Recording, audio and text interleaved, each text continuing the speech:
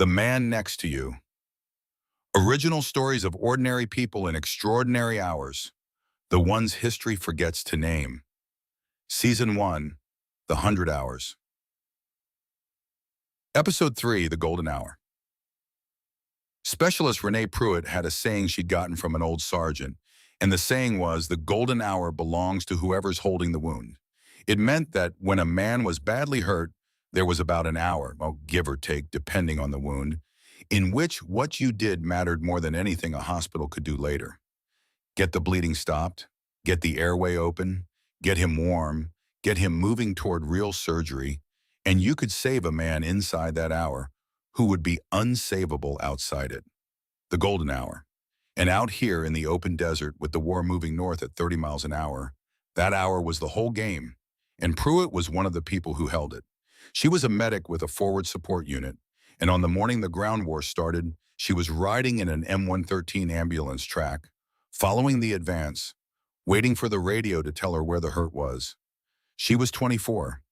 She had joined the Army to pay for college and had discovered, somewhere along the way, that she was built for this. That the thing that made other people freeze was the thing that made her go still and fast and certain. She didn't love the war. She loved the work. There was a difference, and she held on to it. The first call came mid-morning. Vehicle strike, possible mine, 2 casualties, 1 urgent. The grid, the details, the voice flat and fast. Pruitt's track turned toward it, bouncing across the desert, and she was already running it in her head, the choreography of it, what she'd do first and second and third, depending on what she found. What she found was a scout vehicle that had run over something, and 2 young soldiers, and one of them was bad. Leg wound, high up, bleeding hard. The kind of bleeding that empties a man in minutes, not hours. His buddy had a tourniquet on it already, high and tight, the way they'd been taught, and that buddy had probably just saved the man's life in the first 60 seconds before Pruitt ever got there. Good tourniquet, she said to the buddy, because he needed to hear it, because he was 19 and shaking and staring at his friend's blood on his own hands. You hear me? That tourniquet is why he's alive. You did that. Now I need you to keep talking to him while I work. Tell him about anything. Tell him about your truck, your girl, your dumb. Keep him here. And the kid started talking, babbling really, about a truck he was going to buy when he got home. And Pruitt worked, fast and certain. And the golden hour started ticking the moment that mine went off, and she could feel it ticking. And her whole job was to do enough, fast enough, to hand this man off to the next set of hands before the hour ran out. The thing about the desert was the distances. That was what made the helicopters everything. In another war, the wounded man might have a long, killing ride in an ambulance over bad roads. Here, the distances were so vast that ground evacuation could take hours the man didn't have. So the golden hour out here had wings. It belonged, in the end, to the medevac crews, the unarmed helicopters with the red crosses on the side, who flew forward into places nobody had cleared yet, to land next to people like Pruitt and take the wound the rest of the way. Dust off, this is ground station, request urgent medevac, Pruitt said into the radio and gave the grid and the wound, and the voice that came back was calm and female and far away. Ground station, this is dust off 6-4, we're inbound your location. 10 minutes. Keep him alive for 10 minutes. 10 minutes. Pruitt looked at the man, at the tourniquet, at the color of him, and did the math and thought, 10 minutes is fine. 10 minutes I can do. She got fluids going. She got him warm. That was the part people forgot. That a bleeding man goes cold, and the cold kills him as surely as the wound. So she wrapped him. She got him off the cold ground. She used her own body heat where she had to. She kept his buddy talking. She held the golden hour open with both hands. Chief Warrant Officer Tamara Beck had been flying medevac for 6 years, and she had a rule, which was that she did not think about whether a landing zone was safe, because no landing zone was ever safe, and thinking about it just slowed you down. She flew a Black Hawk with red crosses on the nose and the doors, which under the rules meant she carried no weapons, which meant that when she flew forward to pick up the wounded, She flew with nothing but the airframe and her own nerve between her crew and whatever was down there. Some of the pilots thought that was insane. Beck thought it was the cleanest thing in the whole war. Everybody else out here existed to put rounds on target. She existed only to take people away from the dying. She was the one machine in the sky whose entire purpose was mercy, and she would fly it into hell and had, more than once. 10 minutes out, she told her crew, the medic and the crew chief in the back, urgent surgical, leg wound, tourniquets on. We're going to be quick, in and out. Watch my tail rotor on the set down.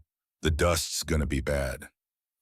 She came in across the desert low and fast, and she saw the smoke Pruitt had popped, purple smoke streaming in the rotor wash, and she put the Black Hawk down in a brownout, the dust coming up in a blinding cloud so that the last 20 feet she was flying on instruments and feel and faith, setting 16,000 pounds of helicopter down blind onto desert she'd never seen, next to people she'd never met, because somewhere in that cloud was a man whose golden hour was running out.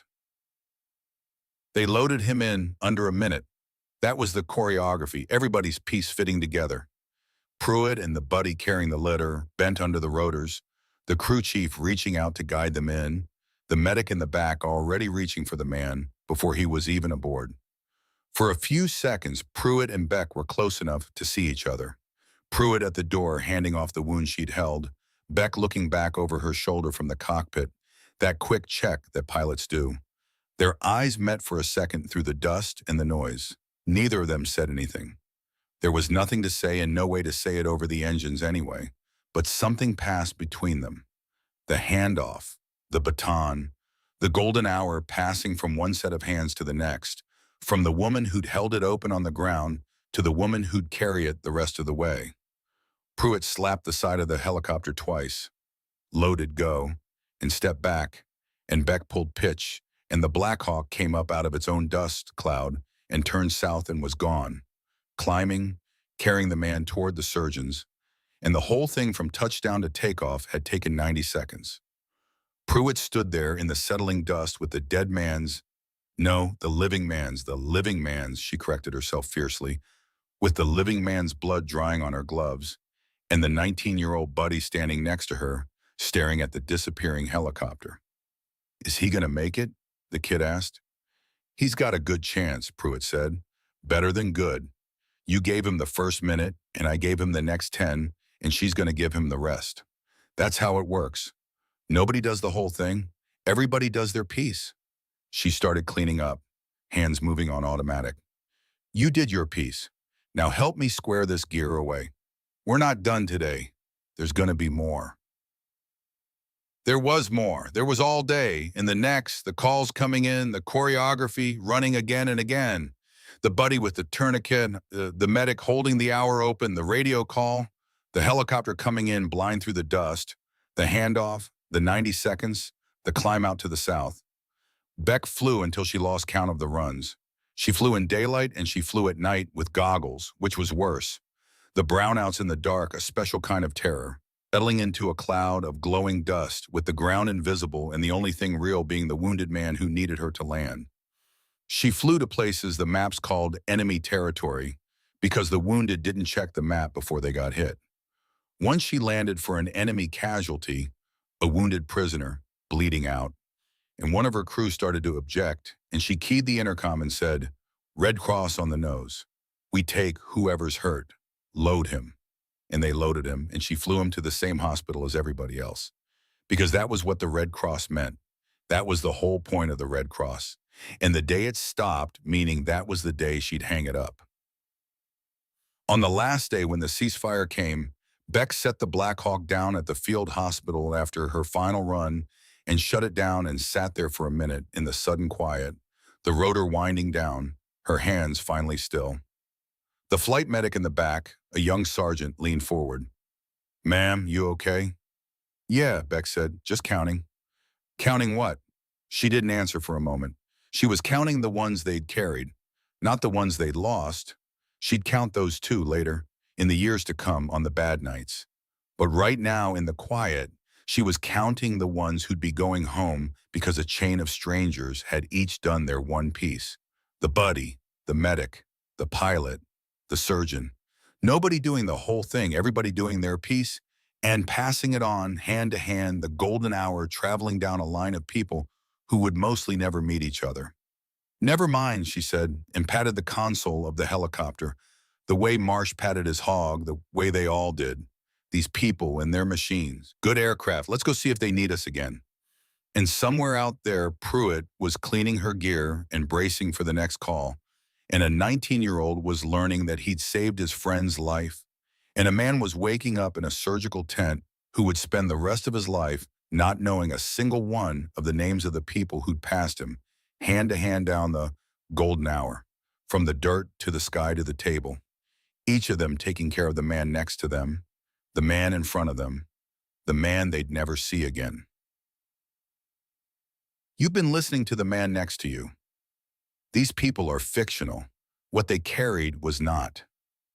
If this story stayed with you, leave it where someone else might find it, and come back next week for the next one. Until then, take care of the man next to you.